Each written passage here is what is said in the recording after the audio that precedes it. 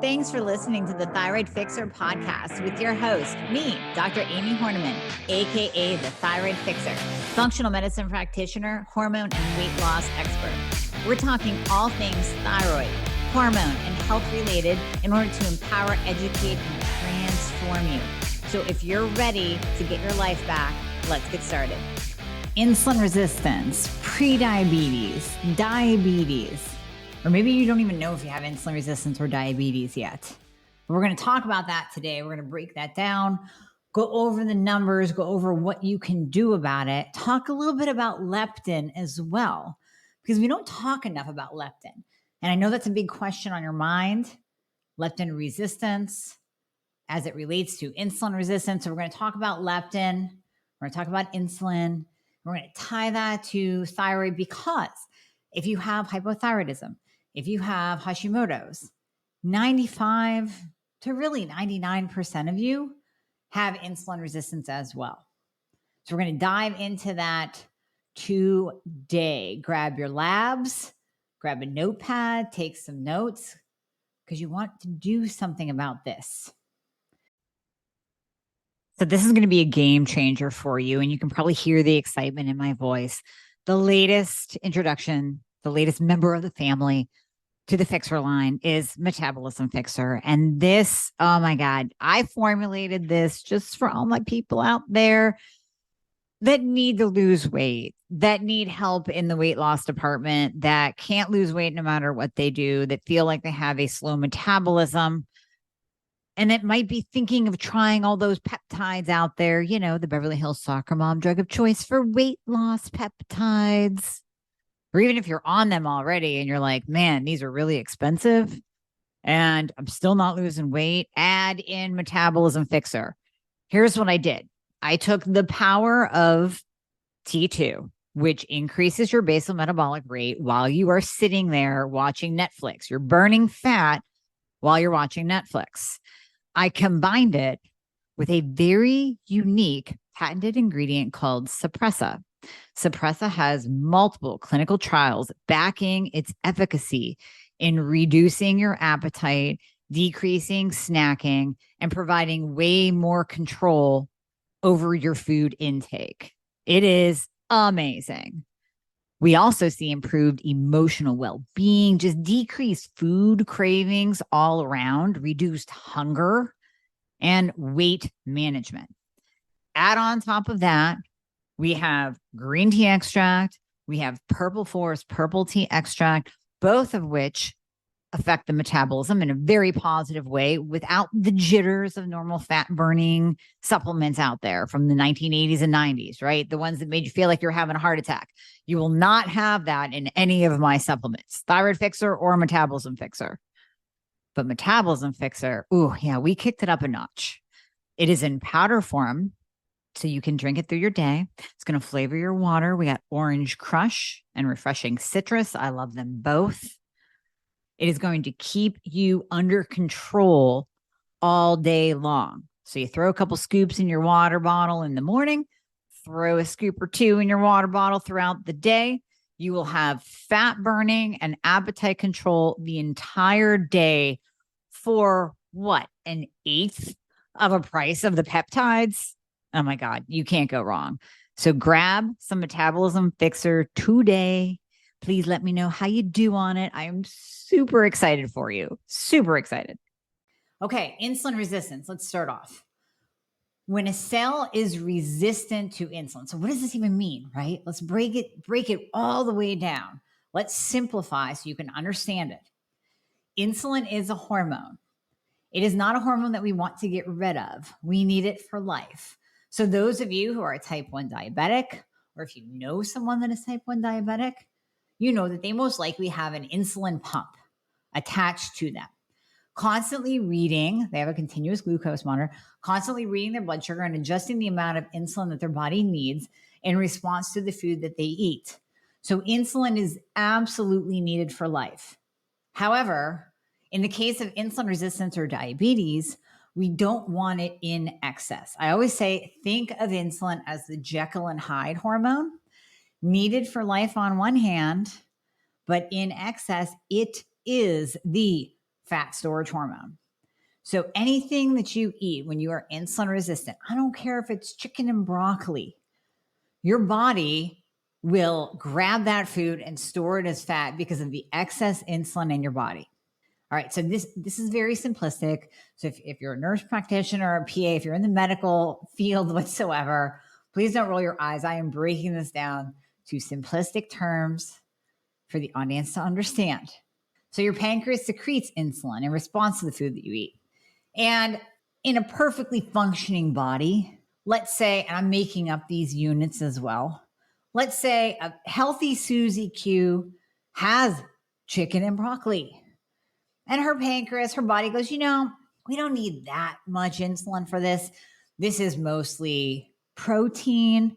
It's a little bit of veg. Maybe she has some butter on the chicken, cooked it in olive oil. So you got that good fat, which fat does not produce an insulin response whatsoever.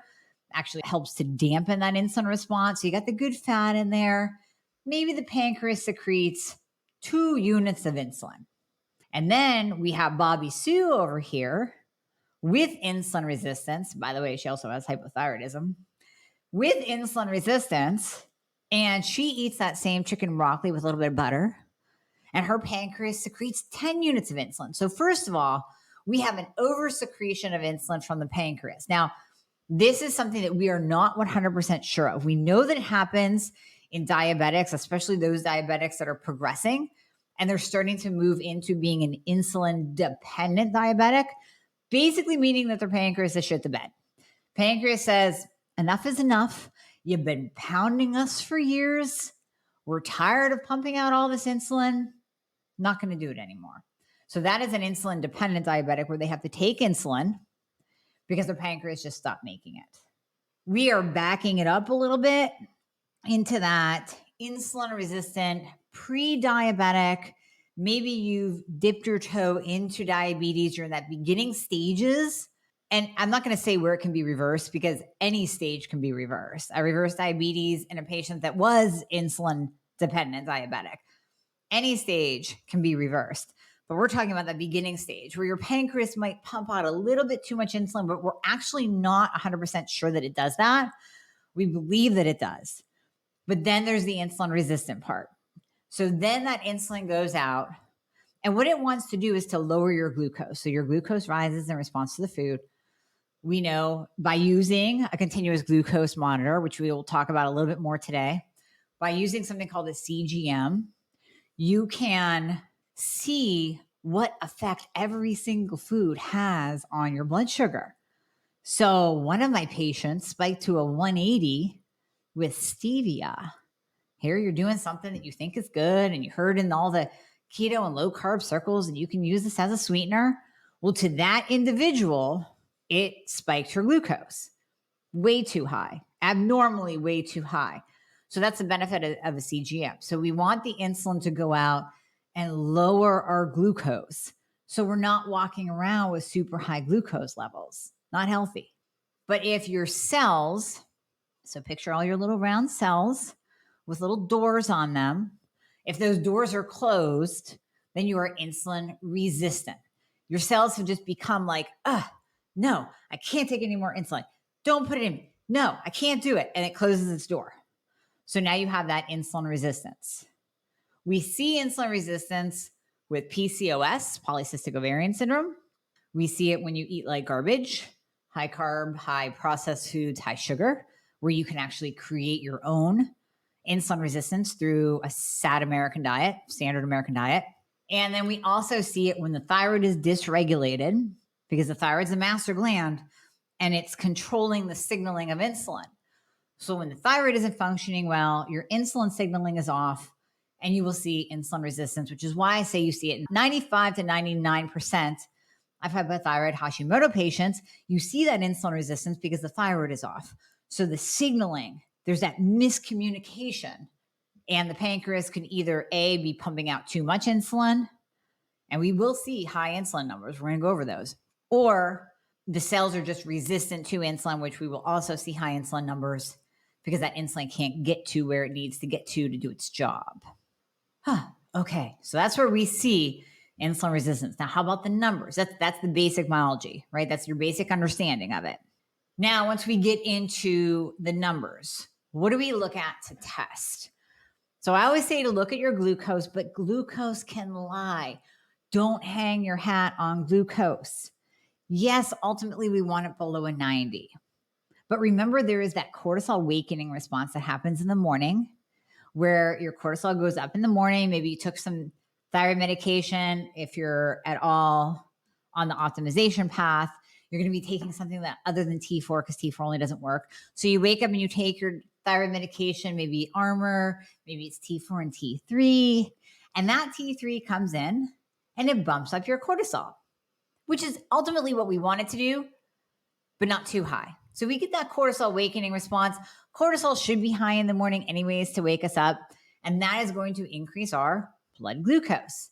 So you're going to get that glucose number sometimes a little bit high if you test it first thing in the morning. But remember that glucose can lie.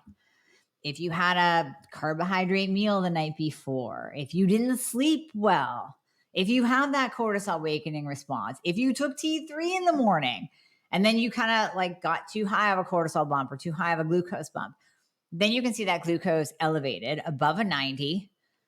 No need to freak out. Go one step further. Then we look at A1C. Hemoglobin A1C is a 3-month snapshot of your glucose, whether it's on a roller coaster or it's a nice smooth wave-like pattern, which we prefer the latter. We can see that in your hemoglobin A1C number. That doesn't lie. That is the number that we look at to say, have you been controlling your glucose and your blood sugar numbers, or your glucose / blood sugar numbers for these last 3 months?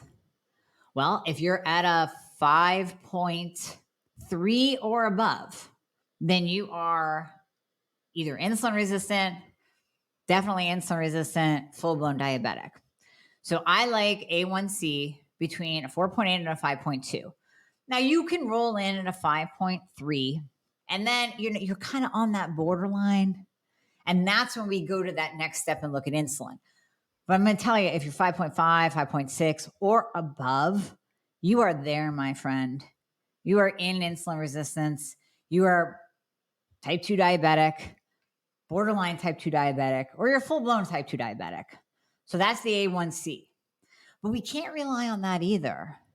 Because if you listen to my podcast where I actually did a case study of one of my former patients, very, very young, had a reverse T3 through the roof. Now, I'm not going to remember the numbers exactly because this was a while ago. I remember the insulin. I think I remember the insulin. Bear with me. I want to say her reverse T3 was a 35. If you guys have been listening to me for a while, you know that reverse T3 should be below a 12.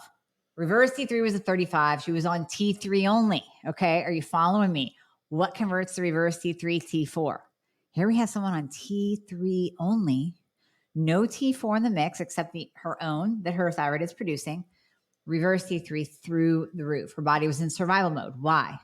Her A1C was not, I mean, you would think like, oh, well, this girl's going to have an A1C of a 6, right? She's going to be full-blown diabetic. I want to say her A1C was deceiving. It was maybe a 5.4 or 5.5, but her insulin was a 35. We want insulin below a 6. So fasting insulin is that core marker. That is really how we know whether or not you're insulin resistant. Look at that fasting insulin. Ask for a fasting insulin on your labs. Ask your doctor for this or order it yourself so you can know what your insulin number is. It should be below a 6. The reverse T3 was a 35. Her insulin was like a 57.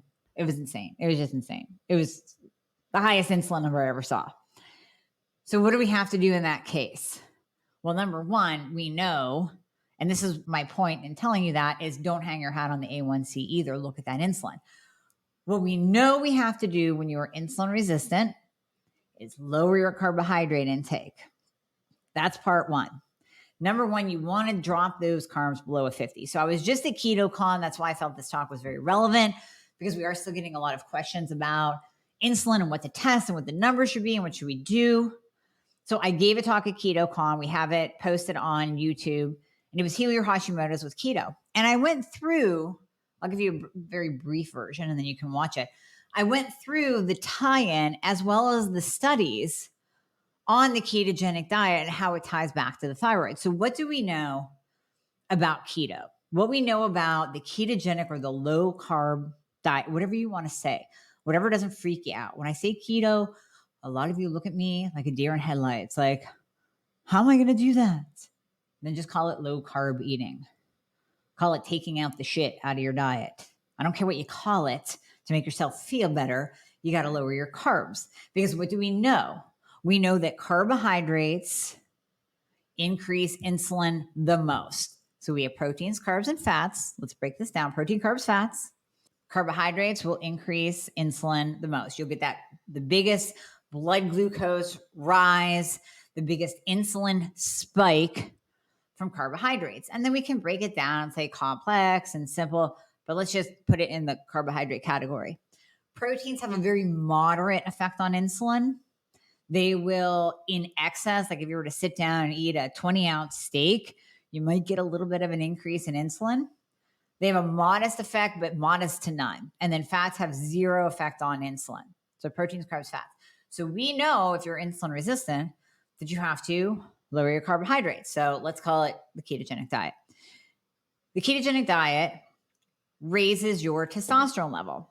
We have multiple studies on this, and I show them, actually show the studies and the references in my talk for KetoCon. Again, you can go back on YouTube and watch that.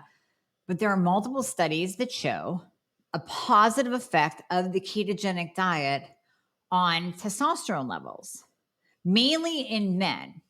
But Thomas DeLauer, he is a very famous keto coach. He actually was quoted commenting on this one particular study that showed a 118 nanogram per deciliter rise in testosterone in men when doing the ketogenic diet. That's huge. That's over 100 points of an increase in their total testosterone levels through a natural route, just through changing their diet, because the ketogenic diet focuses on good fats. We want to eliminate the PUFAs. I'm going to come back to the PUFAs and tell you what those do to your body in a few minutes. Hold on. So we got to go through this. The ketogenic diet raises your good cholesterol, raises your HDL. It also raises your total cholesterol. That is another podcast for another day, a specialized training. If I go down that rabbit hole of, but my doctor said that my cholesterol was high and wants to put me on statins, I will go down that hole and probably not come out. Let's not do that. Let's just suffice it to say, you probably don't need a statin. It's a Band-Aid medication. Short of having a heart attack, you should not be on a statin. Statins do nothing for your HDL. They only lower LDL. And most studies have found that higher LDL actually lowers all-cause mortality, meaning you're not going to die. You're probably going to have less of a chance of dying of the big bad things that kill us with a higher LDL. So don't listen to your doctor and try to lower your LDL because it's actually going to make you die faster. Summarizing. Okay, so the ketogenic diet raises cholesterol. Good cholesterol that's the building block of testosterone. So that's why we see that connection of testosterone rising with the ketogenic diet. What do we know about testosterone? It is very protective against Hashimoto's.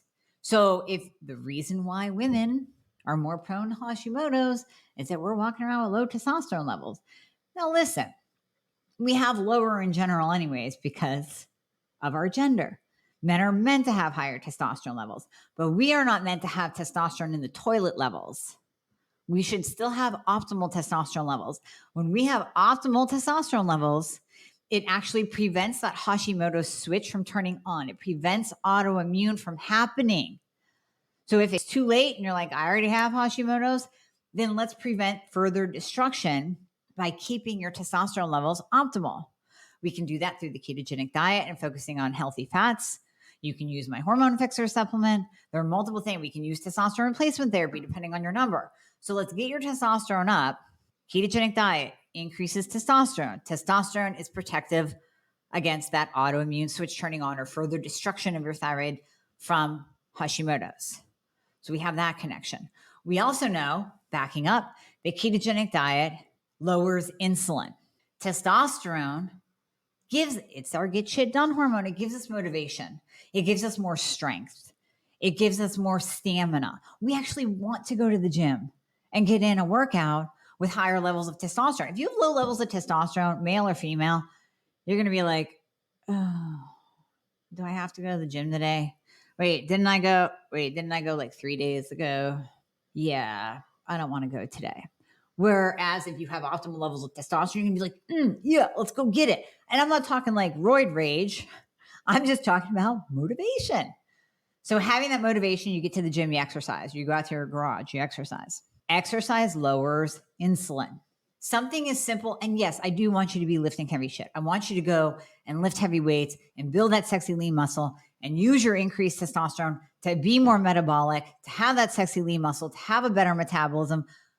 But one study showed that just taking a walk after dinner or after a large meal lowered insulin. And we see this in patients that use a continuous glucose monitor, a CGM.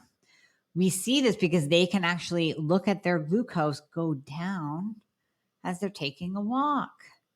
Something as simple as that. Now, I'm not saying walking is going to be the only thing that's cutting it. Donna's walking on the beach right now, and she's lowering her insulin right now.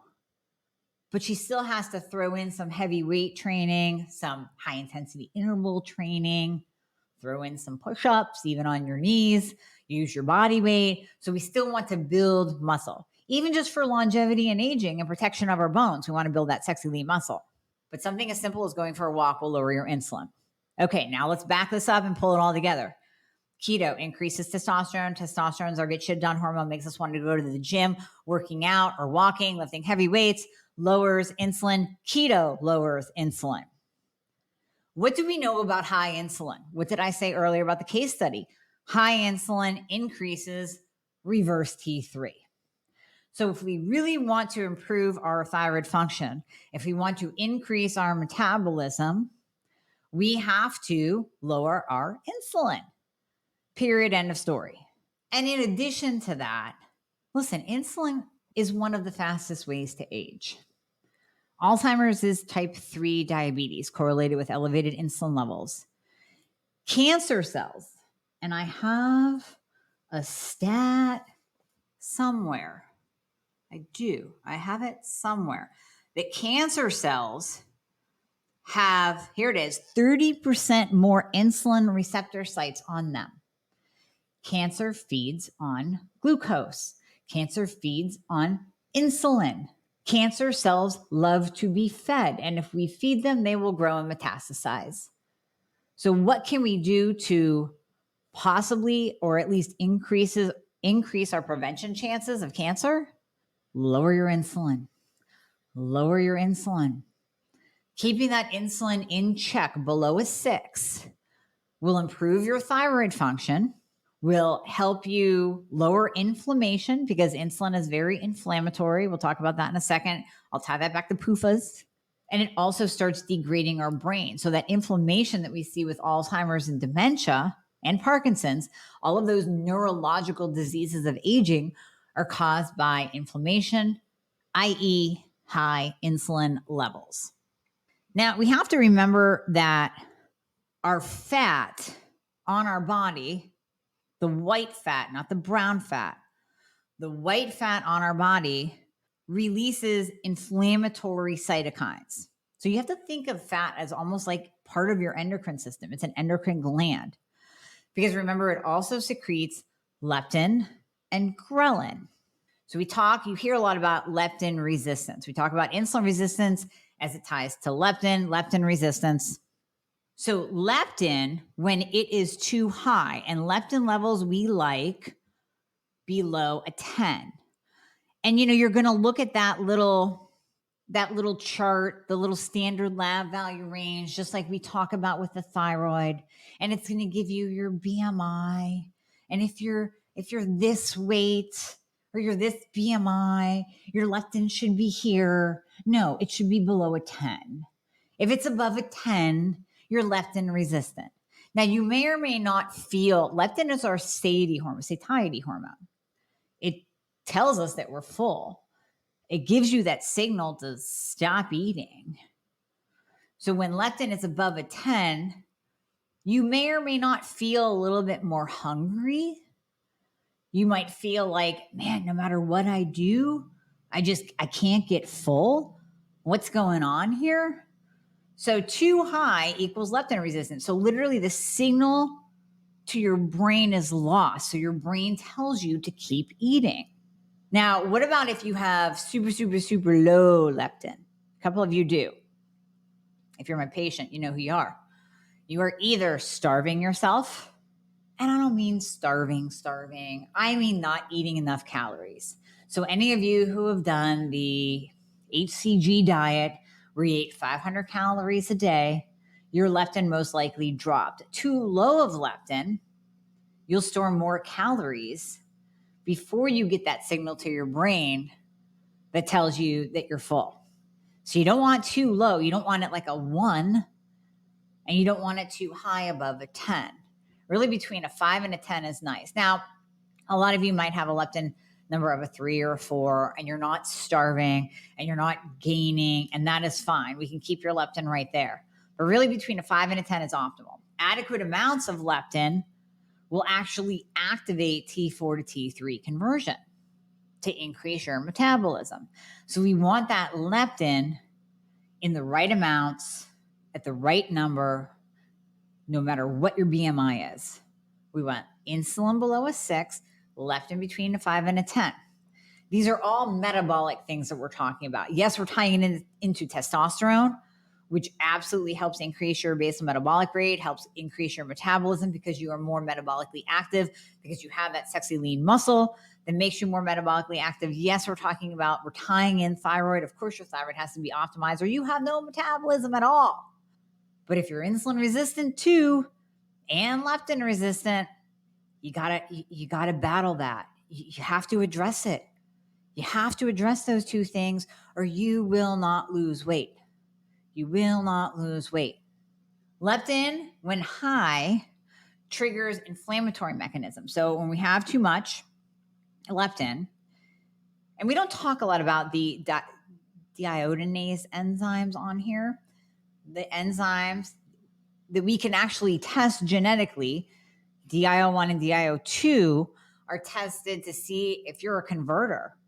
If you have a SNP, if you have a malfunctioning gene in the DIO1, DIO2 category, you're probably in need of T3 only. Now, some of you have had that tested. Many of you haven't. I've heard that you can do 23andMe and then put it in Genetic Genie and get the DIO1, DIO2 answers. I do know that in the UK, it is very well tested and easier to get than it is here in the United States. But leptin will trigger inflammatory mechanisms, and too much will cause an upregulation of DIO3, which deactivates conversion. Then your metabolism decreases. You keep putting calories in that can't be burned, so everything gets stored.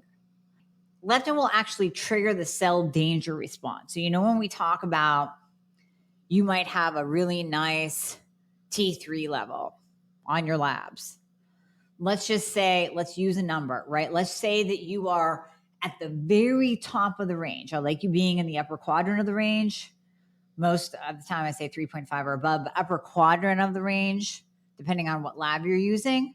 Let's say you are at the top level of that range and your reverse T3 is below a 12. That's where we like it. And you're still like, I don't know what's going on. I'm not feeling better. I'm not losing weight. I'm all inflamed. My energy's in the toilet. So it might actually be a leptin or insulin problem because too much leptin will trigger that cell danger response, which downregulates T3 at the cell level. You need T3 to activate leptin receptors, and it becomes this major cyclical problem. So we need T3. We have the T3 on the labs. We have your free T3, really nice and pretty, but you're leptin resistant, and leptin is triggering this cell danger response at the cell, and the cell's angry, and that cell receptor site, the receptor site on the cell for T3, it's all jumbled up and it's not letting the T3 in. And we got all this nice free T3 floating around in your bloodstream, but it's not getting to the cell because you are leptin resistant in addition to being insulin resistant. So elevated leptin drives inflammation, increases DIO3, decreases conversion, decreases cellular T3, the T3 actually getting to the cell receptor site, decreases cellular T3. Now we don't have enough T3 at the cell. The cell needs T3 to make leptin receptors, and then we don't have it. The T3 isn't there. The cell is angry. You become leptin resistant, leptin iced tea resistant, leptin resistant, and insulin resistant at the same time. So the inflammation will drive down TSH levels too. Remember that your TSH will look normal. It will even look optimal. That inflammation will drive down TSH, sometimes even below it too. And then we keep giving you more T3, try to get that T3 to the receptor site on the cell, and you're not feeling better. And the T3 level's going up in your labs and the TSH is going down. You're like, what the hell? So then we have to come back to leptin and insulin. So the question is, did the weight come first? Did the thyroid get screwed up first? Did you eat your way into insulin resistance and now you have an effed up thyroid? Was your thyroid screwed up? Most likely this scenario. Was your thyroid screwed up and misdiagnosed for years, if not decades? And you were misdiagnosed 6 times like I was. And then you develop that insulin and leptin signaling problem. It's most likely that. It's most likely that. And also remember, men, as we're talking about this insulin being inflammatory, excess leptin being inflammatory, it's inflaming you at the cell level. Also remember, inflammation causes testosterone to go down and estrogen to go up in men.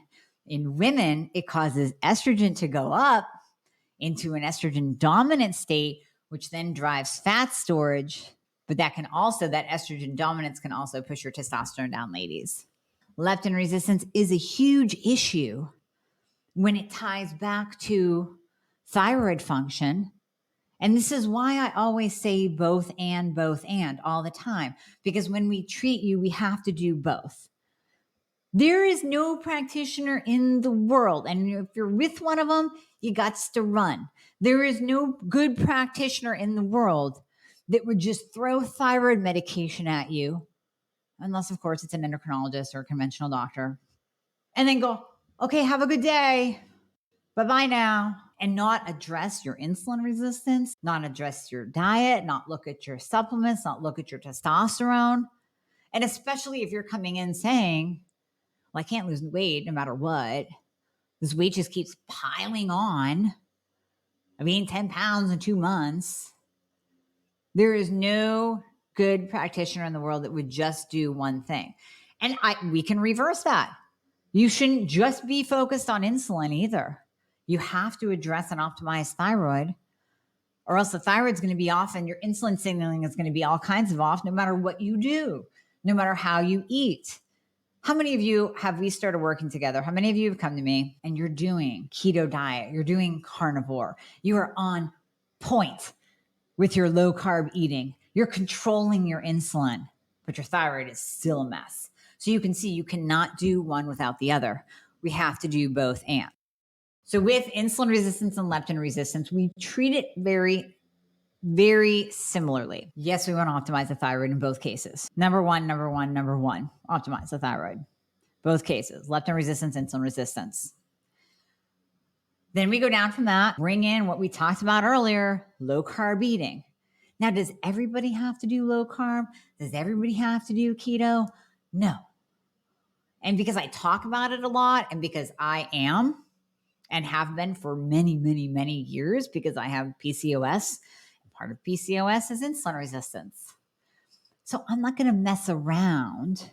I'm sorry, even if my insulin came back right now at a 4, I'm not going to be throwing in carbs into my diet. I know my body and I know what it runs best on, and that is low carb. And there's a ton of benefits. Again, that would be go back and listen to my interview with Ben Azadi, go back and listen to my interview with Dr. Lisa O. We dive into keto eating. It's amazing. Cynthia Thurlow talks about intermittent fasting. So go back and listen to all of those podcasts if you want to go down that rabbit hole of what are the other benefits of doing keto, your brain, your performance, athleticism, everything. But when we're talking about the thyroid, we know since insulin resistance, 95 to 99% of the time, comes as a nice little package for you when you have hypothyroidism or Hashimoto's.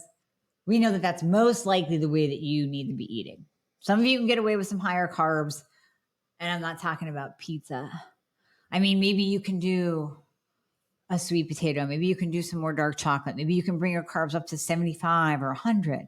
But most of you should be staying under 50 total grams of carbs per day. That's what I talk about in my Keto for the Week course. You go low carb through the week. You come up out of it on the weekend to keep that T3 production going, because we don't want to go low carb for too long. That's where the naysayers get their fodder for saying that keto was bad for the thyroid. So we want to come up out of it on the weekend with good carbohydrate sources and then go right back into it. And you will find that you become, and here's this term that you hear all the time, metabolically flexible, fat adapted. You become a fat burner, not a sugar burner. You've heard those terms ad nauseum, right? So what happens, and there's truth in this, there's truth in these terms. Your body starts learning how to burn your own stored body fat for fuel. And it's not about dumping all the fat that you possibly can into your mouth. Although I have taken bites of Kerrygold butter because it's awesome and it's creamy and salty and sweet all at the same time. But it's not about putting as much fat as you possibly can into your mouth. It is about putting the right amount of fat in, the good kind of fat. And here's where we're going to bring in the PUFAs. We want to focus on actually saturated fat is very, very good for you because it is stable. PUFAs go poof. Those are your polyunsaturated fatty acids. So PUFAs go poof. And when we're talking about PUFAs, if you ask Benazati, other functional practitioners in this space talking about insulin resistance, and you give them the choice, do you want these bad seed oils? Do you want the corn and the canola and the safflower and the sunflower oils? Or would you like this block of sugar? They're going to take the sugar because the PUFAs increase your insulin and increase inflammation in the body 10 times worse than sugar. Now, that doesn't mean they go out and eat sugar instead. Well, I'm just going to take out the corn oil from my diet and then I can eat all the sugar that I want to. No, we want to take out both.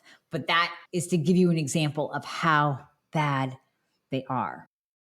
Bad fats, actually, when you talk about toxins and how they cause this cellular problem and toxins by PUFAs, toxic fats, PUFAs, seed oils. When we talk about these toxic fats and we talk about the cell being inflamed, where we can't even burn our own fat for energy, we have to remember that these bad fats actually cause the cell membrane to have problems.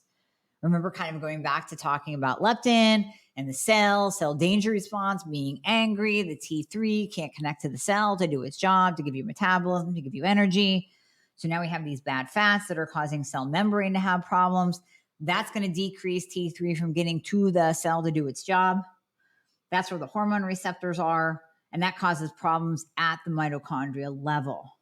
Polyunsaturated fats, they are unstable. They have a tendency to react with oxygen, and then they turn. And when they do that, they turn to a toxic compound. They increase your cytokines, which are inflammatory messengers, inflammatory hormones. They increase inflammation at the mitochondrial level. And then they get even less stable when they get into your body because now they're interacting with all kinds of other chemicals in your body, all the other things that you're eating and the pesticides and the plastic and your hormones and the supplements that you're taking and everything. Now they're interacting with those other chemicals in your body and it's just a fire. It's just a big old fire in your body. Not to mention those PUFAs literally cause insulin resistance in a heartbeat. More so than sugar. So yes, we want to drop our processed food, drop our carbohydrates, drop our sugars. Get those below a 50. Now let's work on, let's work on getting the PUFAs out. Polyunsaturated fatty acids. There's a laundry list, so I suggest you look them up. And I'm going to tell you, you're going to be disappointed when you start turning over labels. You're going to be like, oh, those are chips. Damn it. There's canola oil. Some of my favorite sweet potato chips. So on my high carb days, you guys know I love Oreos, but I'm not doing the gluten-free Oreos. I'm doing sweet potatoes, sweet potato chips. And I have the organic kind. I've turned over the bag and I saw canola oil, safflower oil. So now I've switched over to getting the ones in coconut oil. Coconut, avocado, great oils. I'm sure I'm missing some. I know there's a laundry list, but you want polyunsaturated fatty acids out of your life. The fat that is in grass-fed meat, the omega-3s that are in wild-caught salmon, that olive oil that you're using to cook with, ghee, Kerrygold butter, lard, beef tallow, all good fats, avocado oil, coconut oil, great fats. Focus on those fats and products that contain those fats, and you'll be fine. And now we shift over to the carbs and the sugar and drop those down below 50. At KetoCon, Vinny Tortorich was talking. Great guy. I've heard him a couple times, but I never really heard him on stage. And this guy's so laid back. And he goes, y'all making this more complicated than it has to be. No grains, no sugar. No grains, no sugar. Just do that. Don't overcomplicate it for yourselves. No grains, no sugar will lower your insulin, will improve your leptin, will decrease inflammation, will improve thyroid function, will increase T4 to T3 conversion. And then I would add on, take out the PUFAs too. He didn't add in the bad fats, but he's just trying to keep it simple. You don't need all of these other things coming in to take the place of no grains, no sugar, no PUFAs. Now let's take it one step further, talk about berberine. I can't do an insulin resistance podcast without talking about berberine. So if you've heard me talk about it before, you're going to hear me talk about it again. Because if you go into PubMed, and I was going to pull this up before I came on here, but listen, just shits and giggles, go into PubMed, go into Google Scholar, type in berberine and any condition that you want to follow that. Same with keto, actually. You can type keto and pretty much any disease state, and you're going to see a published paper on the benefits of. So berberine and weight loss, berberine and insulin resistance, berberine and type 2 diabetes, berberine in the gut. It actually improves your gut. Berberine and lipids, improves your lipid panel. Berberine and it is amazing for lowering your insulin and stabilizing your blood glucose levels. Another reason why you're hungry is you're sending your glucose on this roller coaster up and down and up and down. And many of you are food addicted. You're sugar addicted because remember, sugar hits the same part of the brain as cocaine. We can do MRIs, put them side by side. That part of the brain that is lit up in a cocaine addict is lit up in a sugar addict. It gives you that same dopamine rush, that same high, that same drive. So many of you are legit sugar addicted and you're going to need some help. It's not just about willpower. It's not just about abstinence. You're going to need some help. And I did a podcast with Trisha Nelson. You can go back and listen to that one too. She has a whole program, Heal Your Hunger. She was a food addict. So she goes at it from that mental behavioral way, which you might need. I'm going about it biologically. Let's fix your thyroid. Let's lower your insulin. Let's use some berberine. So berberine comes in and takes those highs and lows and stabilizes them into a nice wave-like pattern. Why do we want to do that? Because when you're in the highs and lows, and I want you to picture a roller coaster. I want you to picture you eating breakfast and then you go up. And in that high, that's where you are storing fat. High glucose, high insulin, fat storage. Now, where there's a high, there's an equal and opposite low. So now we drop down. Now we're in the trough. That's when you're hangry. That's when you lose willpower. That's when you lose the ability to say no to your coworker's bowl of Hershey Kisses. That's when that pull to the vending machine or the refrigerator, if you're working from home or you're retired, that low is where you're hangry. So what do? You go eat carbs and sugar because it's your body's biological message to you to say, get us out of this low. This sucks. Bring us back up to at least baseline. Well, we don't go to baseline. We go overboard. That's where we're eating all kinds of fruit and chocolate and the cookies and the candy. So then we go high again. What are we when we're high? Fat storing. Equal and opposite low. Now we're going down the other side. That's why you have the 2 p.m. cravings. That's why you can't even go from breakfast to lunch without needing something. Those are those roller coaster hills and valleys that we need to stabilize. That's what berberine does. The benefits of berberine are so tremendous. So I mentioned earlier that I reversed insulin-dependent diabetes in a patient. It's one of my proudest moments. Published paper with a colleague of mine too. Using the low carbohydrate diet, ketogenic low carbohydrate diet, and berberine. A1C went from a 13.9 to an 8.4 in 6 weeks. A1C went from a 13.9 to a 5.4 in 6 months. And you're going to say, well, you said you wanted a 5.2.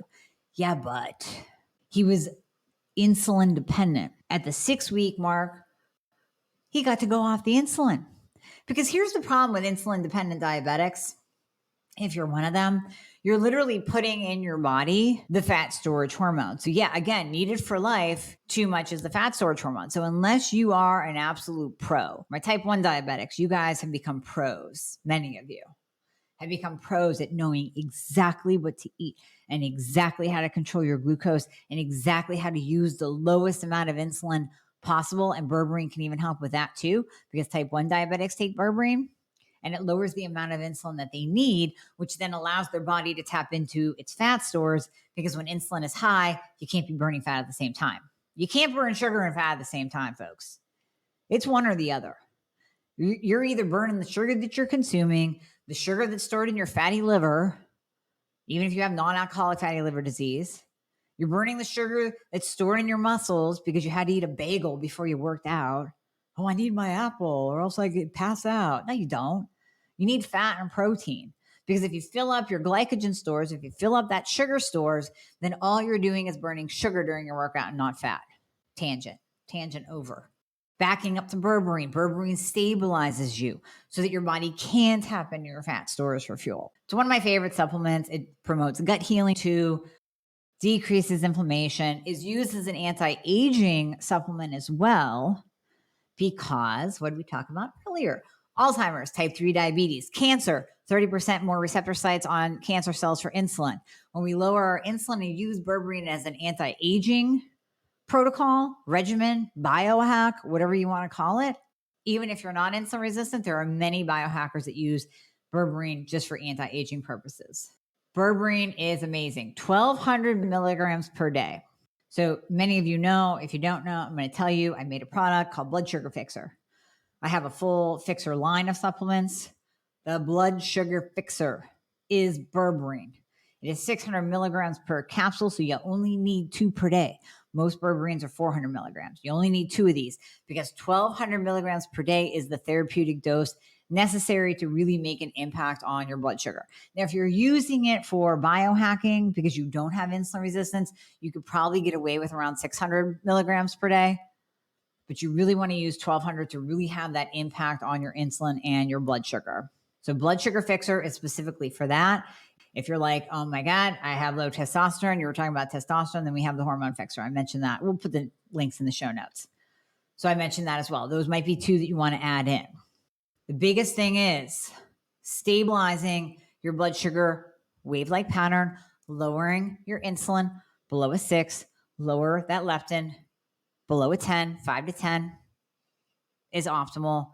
And then your thyroid works better. We also want to optimize thyroid and insulin at the same time. So if you're with a crap doctor that has you on T4 only, run.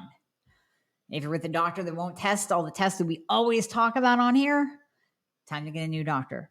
Give me a call. Got you covered. Either way, we have to optimize thyroid and insulin at the same time, both and. That standard lab value range on any lab is taken from a huge population of sick people.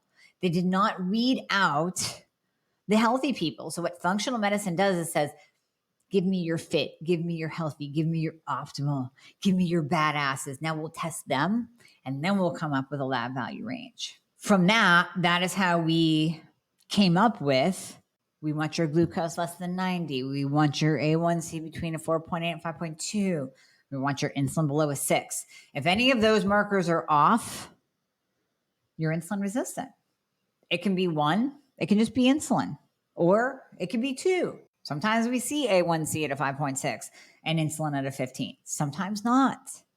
But insulin is the most important marker to know whether or not you are insulin resistant.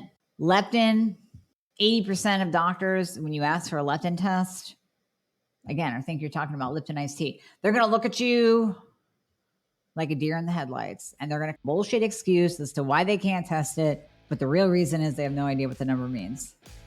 Maybe get a leptin on your own, order it from Alta Labs. Know your leptin too, but most importantly, know your insulin. Get it under control. Use some berberine. Stabilize it. All right, until next time. Hey guys, thank you so much for listening to the podcast. I hope you loved it. And as always, if you would be so kind to leave a review if you are listening on Apple Podcasts, that would be absolutely amazing. I read all of them. Also, anything that you hear on this podcast is not intended to diagnose or treat any kind of medical condition. So we always recommend that you check with your medical provider, your doctor, your nurse practitioner before implementing anything that you hear on this podcast.